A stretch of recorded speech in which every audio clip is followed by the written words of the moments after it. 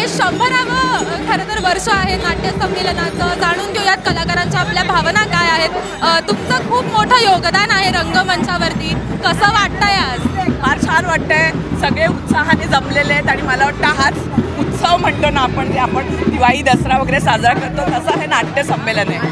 आम्ही अनेकदा आमच्या कामामध्ये बिझी असतो आणि एकमेकांना भेटू शकत नाही, पण या निमित्ताने आम्ही सगळ्यांना भेटतो. आम्ही आमच्या रसिकांना भेटतो आणि छान एक समारंभ साजरा करतो. फार छान वाटतंय आणि दिंडी फारच छान वाटते. हो, ही दिंडी खरं तर खूप भव्य दिव्य अशी दिंडी आहे. अनेक आपल्याला कला ज्या आहेत त्या इकडे बघायला मिळतात. काय काय अनेक कला आपल्याला इकडे बघायला मिळतात.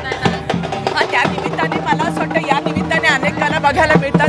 कारण आता आपण लावणी असेल, नंतर भजन असेल, संगीत असेल, नाटक असेल, असा ज्या आपण वेगवेगळ्या कला म्हणतो ते या निमित्ताने या संमेलनामध्ये सगळेजण त्याचा लाभ घेऊ शकतात.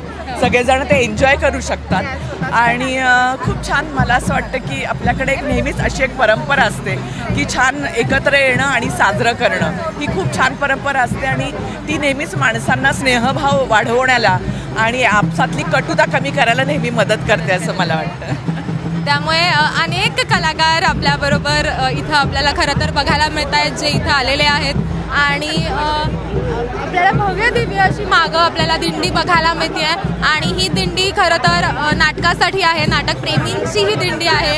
आणि रसिक आणि कलाकार यांच्यात आपल्याला खरं तर आज फार काही फरक उरलेला नाही आहे, फार काही फरक आपल्याला आज बघायला मिळत नाही आहे. आणि खरंच अशी ही भव्य दिव्य अशी ही दिंडी आणि जी नक्कीच या संमेलनाची शोभा वाढवलेली आहे. कॅमेरामन अमोल गवाळेसह देव्यानी यांनाबादकर, एबीपी माझा, पिंपरी चिंचवड. एबीपी माझा, उघडा डोळे बघा नीट.